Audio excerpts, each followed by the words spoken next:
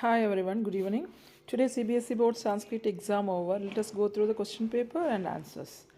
So first one, the unseen passage. भारतदेशः कृषिप्रधानः देशः अस्ति, अतः भारतीयसमाजे कृषकः प्रमुखतमः स्तम्भः इव स्थितः अस्ति। कृषकाः प्रातःकाले एव उत्थाय घर्मवृष्टिशीतवादादीन् सहमानाः अनवरतं परिश्रमं कुर्वन्ति। ते भूमेः गर्भे बीजानि आरोपयन्ति, तदनन्तरं वृषभैः यन्त्रैः च भूमेः सम्यक् कर्षणं कृत्वा सिञ्चनकार्ये संलग्नाः भवन्ति। वर्षकाले मेघानां प्रसादेन धान्यलक्ष्मीरिव भूमिः सुशोभिता भवति। शरत् ऋतौ सुवर्णवर्णैः शस्यशालिभिः क्षेत्राणि रमणीयानि दृश्यन्ते। यद्यपि कृषकस्य श्रमेण राष्ट्राणाम् अन्नपूरणं, वस्त्रपूरणं, जीवनधारणं च साध्यते, तथापि कृषकः स्वयं दारिद्र्यपीडितं जीवनं यापयति। कदापि अतिवृष्ट्या अनावृष्ट्या च सम्पूर्णं शस्यं विनश्यति। विपणौ अपि सः न्यूनमूल्यं लभते। ऋणभारः च कृषकान् दुःखेन पीडयति। तथापि कृषकाः धैर्यं न त्यजन्ति, अपितु पूर्णनिष्ठया स्वकर्म कुर्वन्तः समाजस्य पालनं कुर्वन्ति। एतदर्थम् अन्नदाता इति विशेषेण कृषकः सम्माननीयः। यदि कृषकाः न स्युः तर्हि मानवसमाजस्य जीवितम् असम्भवमेव भवेत्। अतः वयं कृषकाणां श्रमस्य, त्यागभावनायाः, धैर्यस्य च सम्मानं कुर्याम। राष्ट्रस्य मेरुदण्डः, समाजस्य जीवनप्राणः, संस्कृतेः रक्षकाः च कृषकाः एव। Now the questions एकपदेन उत्तरता। भारतदेशः कीदृशः देशः अस्ति? Answer. The second word, कृषिप्रधानः देशः. Second question, केन विशेषणेन कृषकः सम्माननीयः? अन्नदाता इति विशेषेण। वर्षकाले केषां प्रसादेन धान्यलक्ष्मीरिव भूमिः सुशोभिता भवति? मेघानाम् इस् द आन्सर्. देन् पूर्णवाक्येन उत्तरता। किं किं कृषकान् दुःखेन पीडयति? अतिवृष्ट्या अनावृष्ट्या वा सम्पूर्णं शस्यं विनश्यति। विपणौ अपि सः न्यूनमूल्यं लभते। ऋणभारः च कृषकान् दुःखेन पीडयति. This three two sentence are the answers. कृषकाः कदा सिञ्चनकार्ये संलग्नाः भवन्ति? प्रातः काले एव कृषकाः भूमेः सम्यक् कर्षणं कृत्वा सिञ्चनकार्ये संलग्नाः भवन्ति. देन् वयं कस्य सम्मानं कुर्याम? वयं कृषकाणां श्रमस्य, धैर्यस्य च सम्मानं कुर्याम. नौ द निर्देशानुसारम् उत्तरता. बिफोर् दट् द शीर्षकम्, एनी रिलेटेड टाइटल लाइक कृषकः, अन्नदाता कृषकः, भारत कृषिभूमिः, Bharatam, like that any related title we can write. Then यथा निर्देशम् उत्तरत.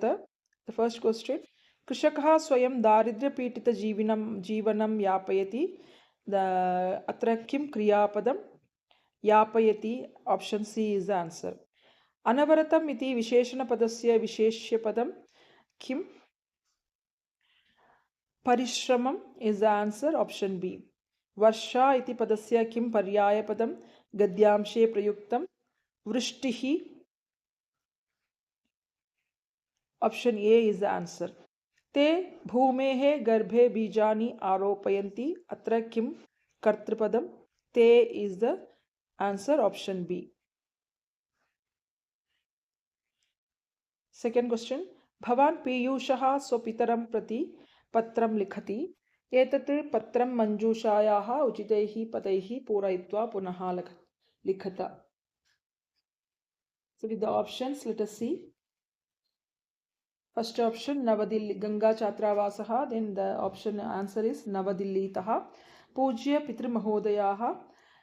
Then Sadara Charana Prashnaः. Atra Sarvagatam Kushalam. Third option. आशासे त्वम् अपि कुशली, मया गतसप्ताहे एव भवतः पत्रं प्राप्तम्. इदं ज्ञात्वा अहम् अतिप्रसन्नः अस्मि यद् सम्प्रति मातुः स्वास्थ्यम् उत्तमं जातम्. अहमपि भवन्तं मम उपलब्धीनां विषये सूचयितुम् इच्छामि. ह्यः अन्तर्विद्यालयीय प्रतियोगितायाम् अहं प्रथमं स्थानं, फोर्थ ऑप्शन, प्रथमं स्थानं प्राप्तवान्। क्रीडादिवसे अपि धावनप्रतियोगितायाम् अहमेव प्रथमः आसम्। अस्मिन् वर्षे वार्षिकोत्सवेपि अहं नाट्याभिनयं करिष्यामि इस् द फिफ्थ ऑप्शन। अयं वार्षिकोत्सवः शनिवासरे आयोजयिष्यते इस् द सिक्स्थ ऑप्शन। विद्यालयस्य पक्षतः ह्यः एव निमन्त्रणपत्रं सेवेंथ ऑप्शन प्रेषितम्। अहमपि भवन्तम् एट्थ ऑप्शन प्रार्थयामि यत् भवान् मात्रा सह अवश्यम् आगच्छतु। मम उत्साहवर्धनम् इस् द नाइन्थ ऑप्शन भविष्यति। अहं प्रतीक्षां करिष्यामि। मातृचरणयोः मम प्रणामाः। भवतीयः पुत्रः पीयूषः is the tenth option. Already it is marked in the paper also, you can refer. Then the picture, red fort picture is given, related the words are given, Raktadurgam, Delhi, Nagaram, Sainikaha, like that, the flag hoisting, Dwajarohanam. So any correct five sentence you can write. Then Kathapuranam, that is also mark the answer. Once I am reading, Ekasya Krishakasya Chatwaraha, first option, Putraha Asan, Te Chatwaropi Bhrataraha Parasparam Kalaham, second option, Kurvanti Sma, Tesham Chaturnam Bhratrinam Kalaham Drishtva, Saha Krishakaha is the third option. Krishakaha, not Krishakaha, Dukhi Asit. Ekada Saha Shushka Kashtani Ekatri Tani Rajwa Bhadwa, Rajwa is the fourth option. पुत्राणां समक्षम् अस्थापयत् सः कृषकः तान् पुत्रान् अवदत् एतानि काष्ठानि त्रोटयता पुत्रेषु एकः अपि तानि त्रोटयितुम् इस् द फिफ्थ ऑप्शन समर्थः न अभवत् तदा सः पृथक् कृत्य पुत्राणां समक्षं पुनः एकैकं काष्ठम् अस्थापयत् इस् द सिक्स्थ ऑप्शन सर्वे पुत्राः सरलतया सेवेंथ ऑप्शन सर्वाणि काष्ठानि अत्रोटयत् सः पुत्रान् एट्थ ऑप्शन अकथयत् यदि इत्थमेव यूयम् अपि परस्परं मिलित्वा निवत्स्यत इस् द नाइन्थ ऑप्शन तर्हि कोऽपि युष्मान् हन्तुं समर्थः न भविष्यति यतोहि संघे इस् द टेन्थ ऑप्शन शक्तिः कलौ युगे. The third option, one matra mistake is there, Krishakaha is written, not Krishakaha, Krishakaha dukhi asit.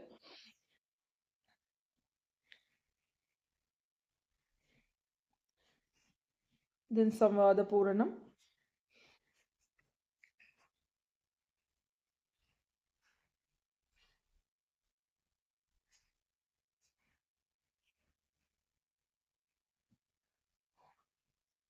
First one, Putra Tvam Kutra Gachasi.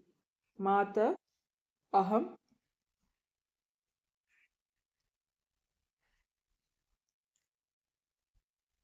Mitraihi Saha Kreditum Ichami is the first dialogue. परम अद्य क्रीडायै न गन्तव्यं किमर्थम् अयं तु मम खेलनस्य समयः अस्ति. सेकेंड डायलॉग अहं जानामि परन्तु अद्य जन्माष्टमी अस्ति अतः वयं मन्दिरं गमिष्यामः इस् सेकेंड डायलॉग जन्माष्टमी किं भवति जन्माष्टमी दिवसे एव श्रीकृष्णस्य जन्मः अभवत् अतः सम्पूर्णे देशे भगवतः जन्मदिवसः उल्लासेन मान्यते. अहो श्रीकृष्णस्य जन्मोत्सवः सः तु मम प्रियः इस् द थर्ड डायलॉग अद्यैव मन्दिराणि पुष्पैः विद्युद्दीपकैः च सज्जितानि भवन्ति. मन्दिराणां शोभा वस्तुतः मनोहारिणी दर्शनीया च भवति is the fourth dialogue we have to fill. शीघ्रं सज्जः भवतु चलामः. अहम् अति उत्सुकः अस्मि इस् द फिफ्थ डायलॉग.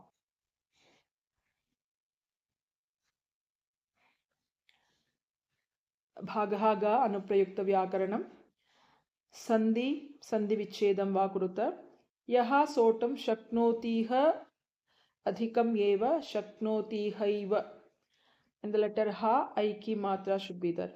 षडेते पाडका गुणाः पाटकाः अधिकं गुणाः. सरस्तीरे विहरति मयि केनापि कर्कशैः शब्दैः वातावरणम् आकुलीक्रियते. विसर्गसन्ति सरः प्लस तीरे सरः अधिकं तीरे विसर्गस्य स्थाने एव सकारः अस्ति. तदेतत् राजभवनं परित्यज्य वनं गच्छामः. जस्त्वसन्धि तत् प्लस एतद्, दकारस्य स्थाने तकारः। अधुना रमणीयः सृष्टिः प्लस एषा, विसर्गस्य रत्वं सृष्टिरेषा। Then sixth question. Samasam vigraham va chitva likhata. It is marked in the paper. Anichan na ichan. Jagat prasiddham jagati prasiddham. Sattahasam attahasena saha. Yathasthanam sthanam anatikramya. Natam cha unnatam cha tasmin marge natonnate. Option C is the answer. Then seventh question. अधोलिखितवाक्येषु रेखाङ्कितपदानां प्रकृतिप्रत्ययौ संयोज्य विभज्य वा उचितम् उत्तरं चित्वा लिखता। पञ्चत्वं गता पञ्च plus त्व। Option B. अस्माभिः गुरूणाम् आदेशपालनं कृ प्लस तव्यत् कर्तव्यम्। Option B. तत्र राजहंसः हंसी च हंस प्लस नीप। एषा सृष्टिः रमणीय प्लस टाप रमणीया। Option D. प्रांगणे भवतां हृद प्लस टक अभिनंदनम हार्दिकम। Option C.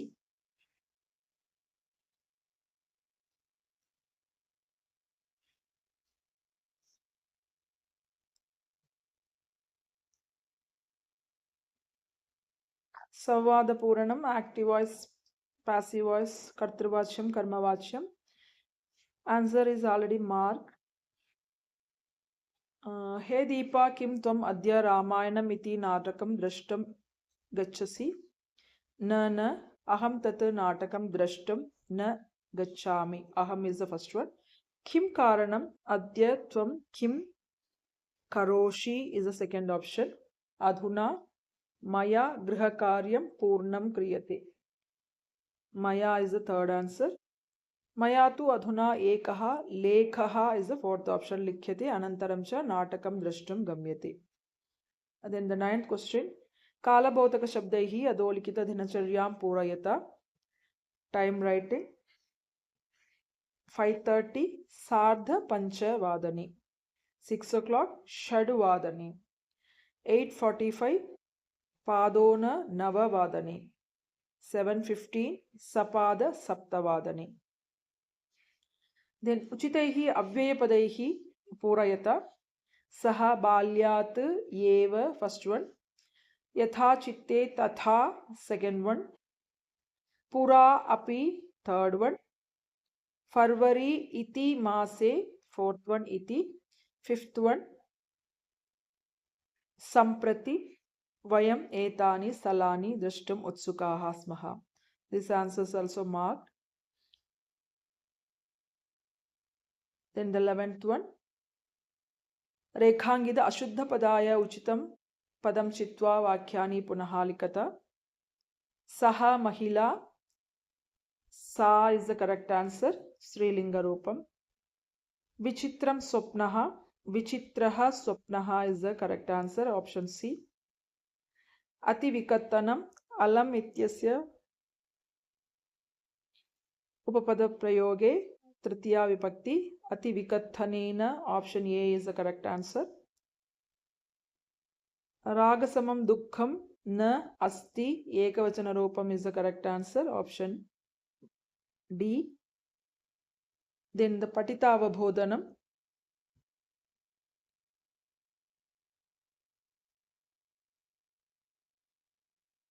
कः शिवीनां राजा भवत्? भगवान् बोधिसत्वः और बोधिसत्वः। राजा कथं प्रजाः पालयति स्म? राजा पुत्रवत् इज एकपदेन उत्तरम्। विरलसंख्या केषाम् अभवत्? अर्थिनाम् इज द आंसर।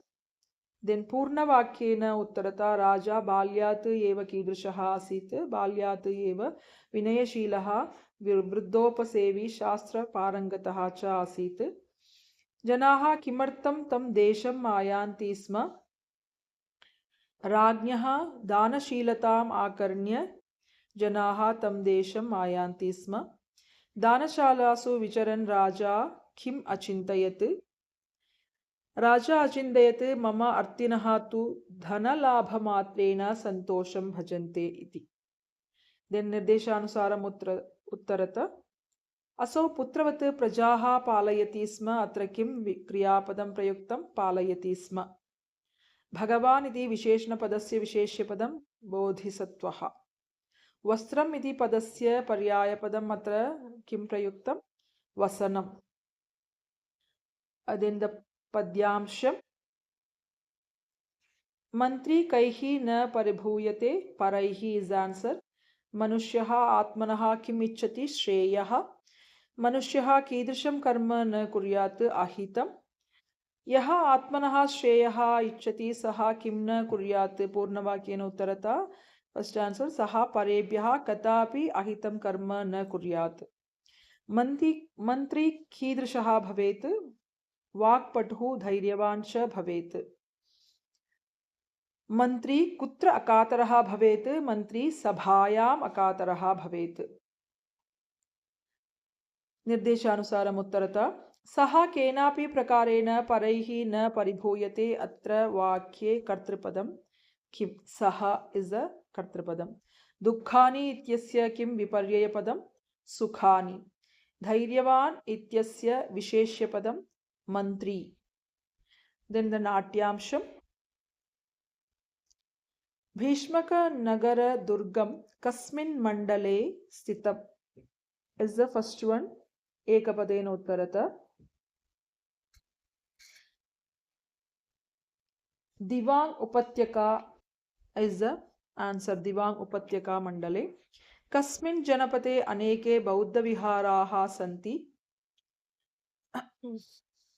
लोहित जनपदे इज आंसर कस्य अवशेषाः भीष्मकनगरदुर्गस्य अवशेषाः भीष्मकनगरदुर्गस्य इज आंसर देन् द पूर्णवाक्येन उत्तरत प्रसिद्धः बौद्धमठः कः वर्तते तवांग गोम्पा प्रसिद्धः बौद्धमठः वर्तते भीष्मकनगरदुर्गस्य अवशेषाः केषां परिचायकाः सन्ति भीष्मकनगरदुर्गस्य अवशेषाः आर्यकलासंस्कृतिसम्पदः परिचायकाः सन्ति अरुणाचलप्रदेशे परशुरामकुण्डं किम् अस्ति परशुरामकुण्डं दर्शनीयस्थलम् अस्ति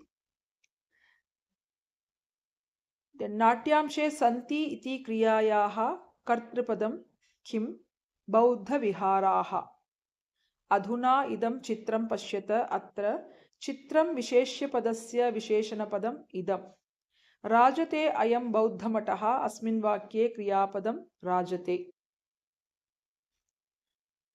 प्रश्ननिर्माणं कुरुत शक्रः कः अर्धज्वलितकाष्ठेन केन मनः किं द्रौणेः कस्य याचकेभ्यः केभ्यः आचार्यः कः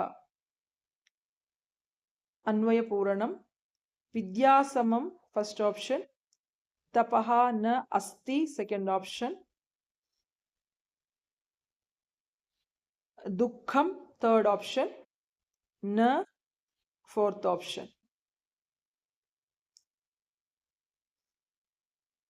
भावार्थम हे कृष्ण फर्स्ट ऑप्शन चंचलम सेकंड ऑप्शन नियंत्रणम थर्ड ऑप्शन कठिनम फोर्थ ऑप्शन देन उचित अर्थम चिनुत ऐक्यम एकता अमात्याः मंत्रिणः पादं चतुर्थांशं चक्षुः नेत्रं Kaunteya Arjuna For this passage also paragraph filling answer is marked भूपतेः चन्द्रस्य first option राजगृहे बालवाहनयोग्यः मेषः जिह्वालोलुपतया महानसं सेकेंड ऑप्शन सूपकारैः नित्यं ताडितं मेषं दृष्ट्वा वानरयूथपः थर्ड ऑप्शन रसनास्वादलुब्धाः मदोद्धताः रसनास्वादलुब्धाः फोर्थ ऑप्शन अन्यस्मिन् अहनि सः मेषः सूपकारेण फिफ्थ ऑप्शन ज्वलन् सः मेषः अश्वशालां प्रविष्टः, अश्वशालां 6th ऑप्शन। परिणामतः दग्धाः अश्वाः 7th ऑप्शन। भयत्रस्ताः कपयः गुरुजन उपदेशस्य अवधीरणातः। पश्चात्तापम् is the 8th option. Hope it is useful for you and you will be checking the answer with this. Thank you all.